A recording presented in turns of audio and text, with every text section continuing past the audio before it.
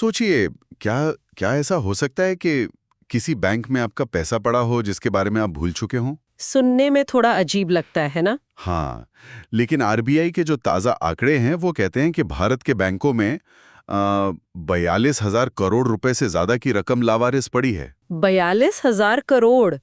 ये वाकई में चौंकाने वाला आंकड़ा है। बहुत ज्यादा। मतलब इस रकम से तो कई आईआईटी या एम्स बन सकते हैं। बिल्कुल। और ये दिखाता है कि ये कोई छोटी मोटी बात नहीं है। ये एक बहुत बड़ा मुद्दा है जो हजारों शायद लाखों परिवारों से जुड़ा हुआ है। जी, और बस इसी विशाल और दिलचस्प विषय पर आज हम गहराई से बात करने वाले हैं। लावारिस जमा, या जिसे अनक्लेम्ड डिपॉजिट्स कहते हैं। हमारे पास इस विषय को समझने के लिए कुछ जरूरी दस्तावेज और आरबीआई के दिशा निर्देश हैं। और हमारा मकसद ये समझना है कि ये लावारिस जमा आखिर होती क्या है, पैसा लावारिस क्यों हो जाता है, और सबसे जरूरी, उसे वापस कैसे पाया जा सकता है। बिल्कुल, आज के डिजिटल जमाने में इस पर दोबारा दावा करने का सबसे कारगर तरीका क्या है? चलिए, तो फिर इस 42,000 करोड़ की पहेली को परत दर परत खोलते हैं। तो सबसे पहले सबसे बुनियादी बात, जब हम अनक्लेम्ड डिपॉजिट्स कहते हैं तो इसका तकनीकी मतलब क्या होता है? देखिए, बैंकिंग की भाषा में इसका एक बहुत ही साफ मतलब है। जब किसी भी तरह के बैंक खाते में, जैसे सेविंग अकाउंट। हाँ, सेविंग हो, करंट अकाउंट हो या फिर कोई एफडी या आरडी, उसमें पूरे 10 साल तक कोई ग्राहक प्रेरित लेन देन नहीं होता, अच्छा। तो उस खाते में पड़ी रकम को अनक्लेम्ड यानी लावारिस मान लिया जाता है। 10 साल, ये तो एक बहुत लंबा समय है। मतलब अगर किसी ने 10 साल तक न तो पैसे डाले, न निकाले, न ही कोई और ट्रांजैक्शन किया, जी। तो वो खाता इस श्रेणी में आ जाएगा। हम्म। पर यहाँ ग्राहक प्रेरित शब्द बहुत महत्वपूर्ण है। अच्छा, इसका क्या मतलब है? मतलब बैंक की तरफ से जो ब्याज जमा होता है या कोई टीडीएस कटता है, उसे लेन देन नहीं माना जाएगा। ओके। लेन देन ग्राहक की तरफ से होना चाहिए, जैसे पैसे निकालना, जमा करना, कोई चेक जारी करना, इस तरह का कुछ। ये एक बहुत जरूरी बात है। अब सवाल ये उठता है कि आखिर लोग अपने पैसे को 10 साल के लिए भूल कैसे जाते हैं? मतलब इसके पीछे की वजह क्या है? इसकी कई वजह हैं जो हमारी जिंदगी के अलग-अलग पड़ावों से जुड़ी हुई हैं। सबसे आम वजह तो है कई सारे बैंक खाते होना। हाँ, ये तो होता है। लोग नौकरी बदलते हैं, शहर बदलते हैं, और वो पुराना सैलरी अकाउंट बंद करना भूल जाते हैं। और उसमें कुछ पैसे पड़े रह जाते हैं। बिल्कुल। शायद कुछ हजार रुपए पड़े रह गए जिन पर समय के साथ ब्याज भी जुड़ गया, और फिर वो यादों से ही निकल गए। और दूसरी, शायद सबसे दुखद वजह, खाताधारक की मृत्यु हो जाना। हाँ, और ये सबसे जटिल स्थिति भी है। कई बार परिवार के सदस्यों को पता ही नहीं होता कि उनके किसी प्रियजन के कहाँ-कहाँ बैंक खाते या निवेश थे। सही बात है। खासकर पुरानी पीढ़ी के लोग, वो अपनी वित्तीय जानकारी साझा करने में थोड़ा हिचकिचाते थे। मैंने तो ऐसे केस देखे हैं जहां एक पुरानी डायरी में लिखे कुछ आधे अधूरे अकाउंट नंबर मिले, अच्छा। और उसकी वजह से परिवार को लाखों रुपए मिले जो उन्हें पता ही नहीं था कि मौजूद है। वो एक डायरी उनके लिए किसी खजाने के नक्शे से कम नहीं थी। अरे वाह, ये तो बिल्कुल किसी फिल्म की कहानी जैसा लगता है। तो आपने दो मुख्य वजह बताई, एक तो खाता भूल जाना और दूसरा खाता धारक की मृत्यु। जी इनके अलावा भी कोई बड़ी वजह है, कोई प्रशासनिक या कागजी चूक? हाँ, एक बहुत बड़ा फैक्टर है नॉमिनेशन का न होना या अधूरा होना। अच्छा, नॉमिनी। जी, लोग खाता खोलते समय या तो नॉमिनी का कॉलम खाली छोड़ देते हैं, या फिर किसी ऐसे व्यक्ति का नाम डाल देते हैं जिनकी जानकारी बाद में बदल जाती है।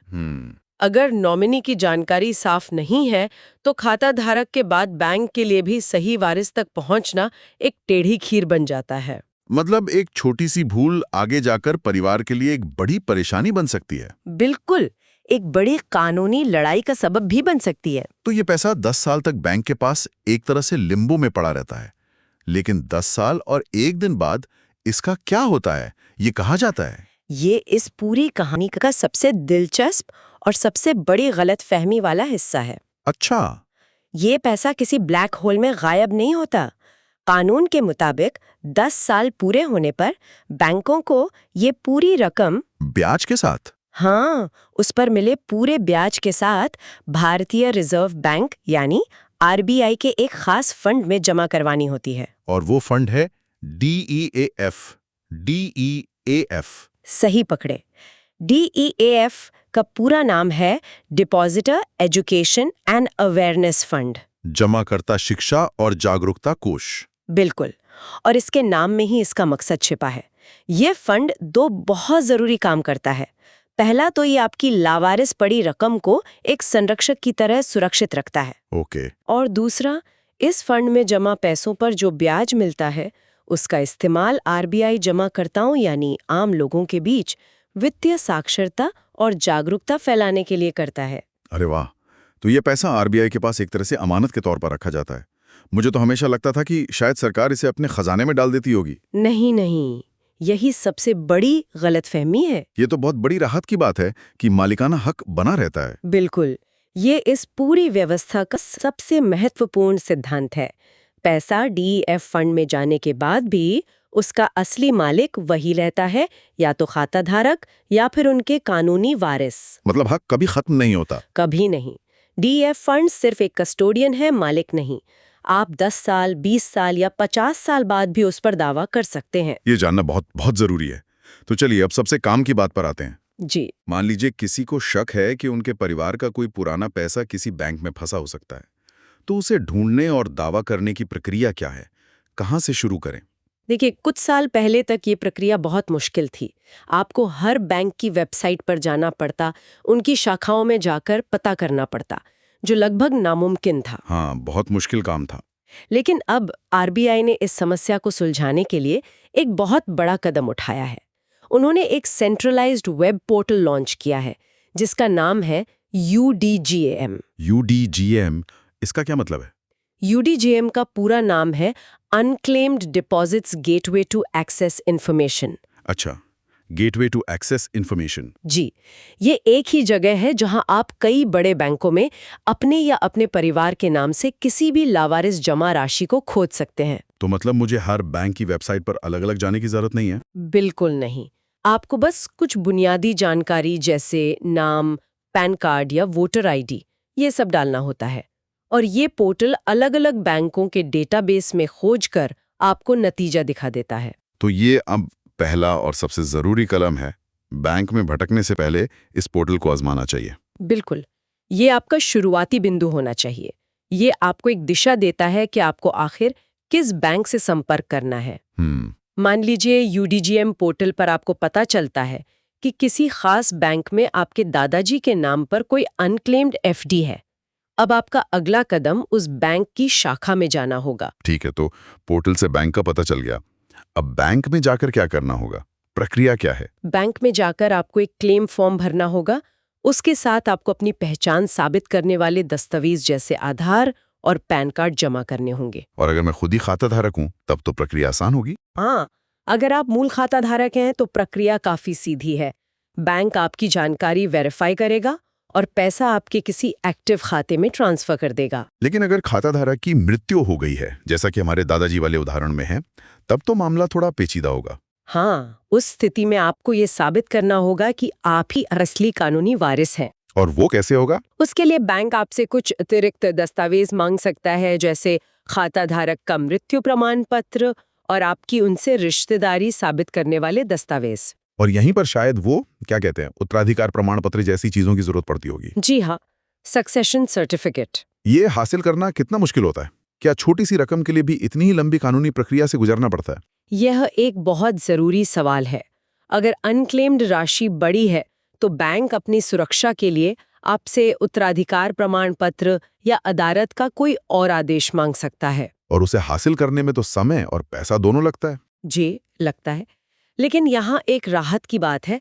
अगर रकम एक निश्चित सीमा से कम है, मान लीजिए 1 या 2 लाख रुपए, अच्छा, तो बैंक अक्सर एक साधारण इंडेमनिटी बॉन्ड और परिवार के बाकी वारिसों से नो ऑब्जेक्शन सर्टिफिकेट यानी NOC लेकर भी क्लेम दे देते हैं। अच्छा, तो ये बैंक की अपनी पॉलिसी पे भी निर्भर करता है। हाँ, इसलिए सबसे अच्छा तरीका है कि पहले बैंक से ही संपर्क करके उनकी प्रक्रिया और छोटी रकम के लिए उनकी पॉलिसी के बारे में साफ-साफ पूछ लिया जाए। इससे काफी भागदौड़ बच सकती है। बिल्कुल, आपका बहुत समय और बेवजह की भागदौड़ बच सकती है। बैंक का मकसद पैसा रोकना नहीं है, बल्कि ये पक्का करना है कि वो सही व्यक्ति तक पहुंचे। ये जानकारी तो बहुत ही काम की है। तो अगर हम आज की पूरी बातचीत को एक सिद्धांत में समेटें, तो वो ये है कि आपकी मेहनत की कमाई पर आपका हक हमेशा बना रहता है, चाहे वो कितनी भी पुरानी क्यों ना हो। बिल्कुल, और यहाँ जो बात आकर्षक है वो ये है कि भारतीय बैंकिंग प्रणाली ने ये सुनिश्चित करने की कोशिश की है कि लोगों का पैसा सुरक्षित रहे, भले ही वो उसे कुछ समय के लिए भूल जाएं। UDGM पोर्टल और DAF फंड जैसी व्यवस्थाएं इसी सोच का नतीजा है। ये एक तरह का आप कह सकती हैं कि एक सुरक्षा जाल है जो ये पक्का करता है कि पैसा अपने असली मालिक का इंतजार करेगा, चाहे कितना भी वक्त क्यों ना गुजर जाए। तो चलिए आज की इस गहरी पड़ताल को समेटते हैं। जो मुख्य बातें आज हमने सीखी वो हैं, पहला, अगर कोई बैंक खाता 10 साल निष्क्रिय रहता है तो उसमें जमा रकम अनक्लेम्ड हो जाती है। और भारत में ऐसी कुल रकम 42,000 करोड़ से ज्यादा है। जी। दूसरा, ये पैसा सरकार का नहीं होता, बल्कि RBI के DAF फंड में सुरक्षित रहता है, जहां वो अपने असली मालिक का इंतजार करता है। और तीसरा, और सबसे जरूरी, RBI के UDGM पोर्टल के जरिए अब इस पैसे को खोजना पहले से कहीं ज्यादा आसान हो गया है। और सही दस्तावेजों के साथ खाता धारक या उनके कानूनी वारिस कभी भी इस पे अपना दावा कर सकते हैं। बिल्कुल, एकदम सही सारांश। ये जानकारी हर किसी के लिए, हर परिवार के लिए बहुत काम की है। निश्चित रूप से। और अगर हम इसे बड़ी तस्वीर से जोड़ें तो ये सिर्फ भूले हुए पैसों की बात नहीं है। ये हमारी वित्तीय योजना और अपने प्रियजनों के प्रति हमारी जिम्मेदारी से भी जुड़ा है। किस तरह से? ये एक महत्वपूर्ण सवाल खड़ा करता है।